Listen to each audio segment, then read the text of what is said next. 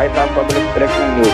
फिरियालो सिरनि सां भरियल लोडर रिक्शा कल्टी खाई ड्राइवर समेत अबलवा में किरी पियो। गाड़ी मोरी वासी 30 साला नौजवान नदीम पुट नज़ीर मीरानी के मक़ामी माण्हुनि अबलवा मां कढी वरितो, जंहिंखे बेहोशी जी हालत में मक़ामी माण्हुनि रूरल हेल्थ सेंटर गाड़ी मोरी पहुचायो।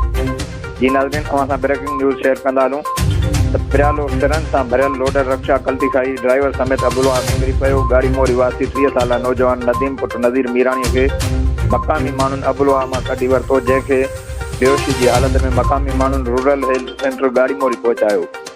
जी नाज़रीन, अवां सां ब्रेकिंग न्यूज़ शेयर कंदा हलूं त फिरियालो सिरनि सां भरियल लोडर रिक्शा कल्टी खाई ड्राइवर समेत अबलवा में किरी पियो। गाड़ी मोरी वासी 30 साला नौजवान नदीम पुट नज़ीर मीरानी के मक़ामी माण्हुनि अबलवा मां कढी वरितो, जंहिंखे बेहोशी जी हालत में मक़ामी माण्हुनि रूरल हेल्थ सेंटर गाड़ी मोरी पहुचायो, जिते नौजवान जी हालत गणती जोगी हुजण सबबि डॉक्टरनि नौजवान खे सिविल अस्पताल खेरपुर रेफर करे छॾियो।